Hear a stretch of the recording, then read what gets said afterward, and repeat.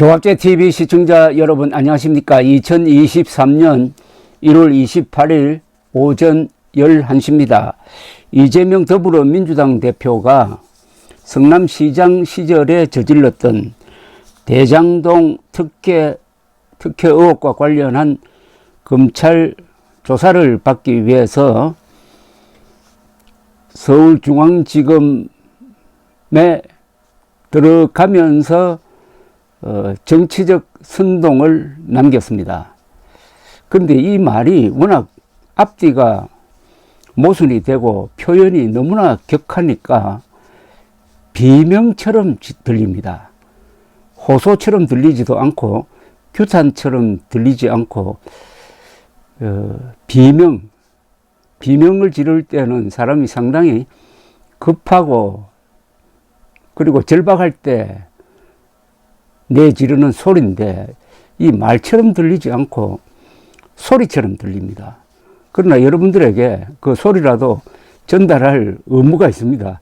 그는 오전 10시 20분에 검찰청에 도착한 후에 차에서 내려서 지지자들에게 인사를 하고 그 다음에 청사까지 또 차를 타고 이동을 해가지고 출입구 앞에 섰습니다. 이른바 포토라인이라고 불리는 기자들 앞에 섰습니다.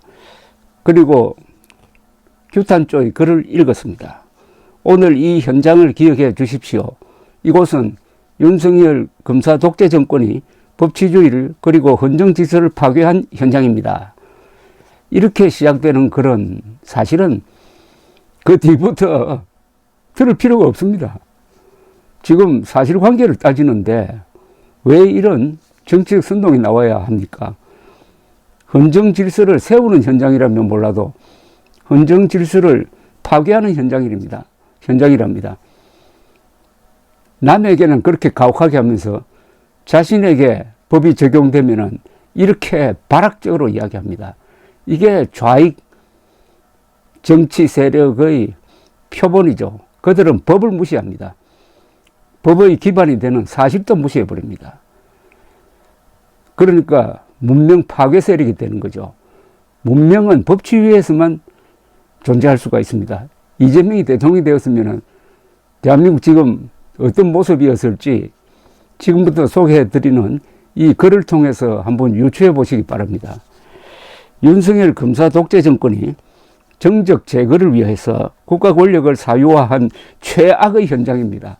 한 문장에 이런 거짓말이 어떻게 이렇게 집중될 수 있는지 이거 참 미스터리입니다. 이제 이 나라가 검사에 의한 검사를 위한 검사의 나라가 돼가고 있습니다. 권력자와 가까우면 어떤 죄도 면해주고 권력자에 대항하면 사법살인도 마다하지 않습니다. 누가 사법살인 당했습니까? 국민 여러분, 겨울이 아무리 깊고 길다 한들 봄을 이길 수는 없습니다. 아무리 권력이 크고 강하다고 해도 국민을 이길 수는 없습니다. 이런 식으로 이야기하는 사람은 조심해야 됩니다. 아니 무시해야 됩니다. 윤석열 검사 독재 정권, 정적 제거, 권력의 사유화, 사법살인, 이거 전부 다 거짓말입니다. 대장동과 위례사업에 관한 제 입장은 검찰에 제출할 진술서에 다 담았습니다. 곧 여러분께도 공개하겠습니다. 검찰의 주장이 얼마나 허황된지 객관적 진실이 무엇인지 충분히 알 수 있을 겁니다. 순리와 진실의 힘을 믿습니다. 주어진 소명을 피하지 않고 무도한 윤석열 검사 독재 정권의 폭압에 맞서 당당하게 싸워 이기겠습니다. 저 광화문에 나와서 마이크 잡고 하던 이야기를 국민들 앞에서 이렇게 쏟아놓고 있습니다. 이건 국민에 대한 모독입니다. 국법에 대한 도전입니다. 이자가 0.73% 표 차이, 23만여 표 차이로 당선될 뻔했다는 게 대한민국의 위기가 얼마나 깊었는지를 잘 보여주고 있습니다. 이재명은 유동규, 남욱씨 등이 그렇게 불리한 진술을 하고 있다는, 그에게 불리한 진술을 하고 있다는 기자의 질문에는 답을 하지 않고 들어갔습니다. 그런데 민주당은 이 대표의 검찰 출석에 맞춰가지고 이재명 대표 검찰 진술서 서문을 공개를 했는데 이것도 읽으나 마나한 내용입니다. 서문은 가짜뉴스와 조작 수사로 잠시 속일 수는 있어도 영원히 진실을 감출 수는 없습니다. 지금까지 그렇듯이 엄청난 시간과 고통, 비용이 수반되겠지만 사피를 규정할 것이라는 등등등 영원히 진실을 감출 수는 없다는 말은 누가 해야 됩니까?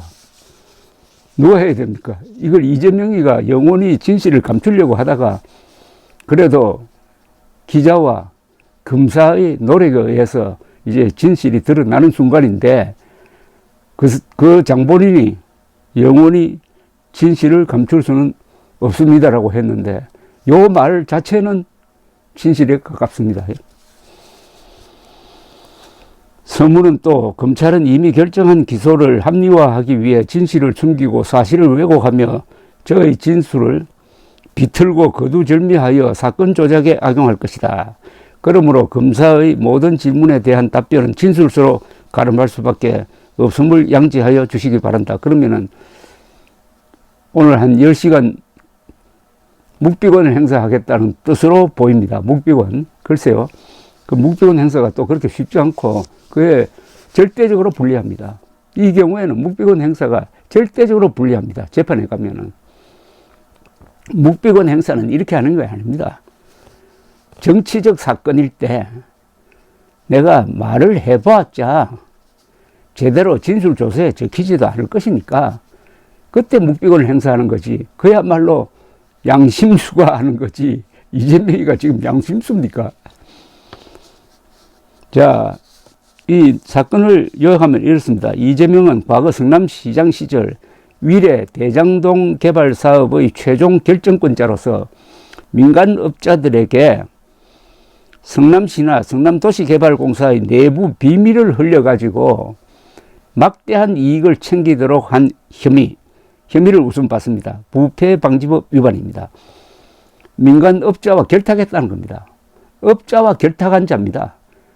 공권력을 집행하는 자가 업자와 결탁하는 그 순간부터 쇠고랑을 차는 거죠. 초과 이익 환수 조항을 빼도록 최종 결정하면서 확정 이익 1,822억 원 외 추가 이익을 얻지 못하게 해가지고 성남시에 손해를 끼친 혐의, 업무상 배임입니다.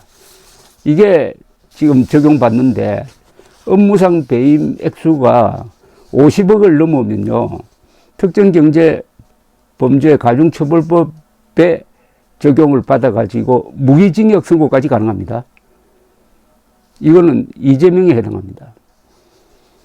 이 같은 민관 유착, 결탁으로 민간업자들은 대장동 사업에서 7,886억 원, 위례 신도시 사업에서는 211억 원 등 부당이득을 챙길 수 있다는 게 검찰 시각입니다. 이재명은 2021년 9월 대장동 의혹이 보도된 이후 1년 4개월 만에 서울중앙지검에 출석했고 지난 10일 성남FC 후원금 의혹으로 수원지검 성남지청에서 소환조사받은 지 18일 만이기도 합니다. 아마도 이렇게 악을 쓰면서 검찰에 들어갔지만 한 10시간 동안 집중신문을 받고 나올 때의 이재명은 들어갈 때의 모습과 많이 달라져 있을 겁니다. 감사합니다.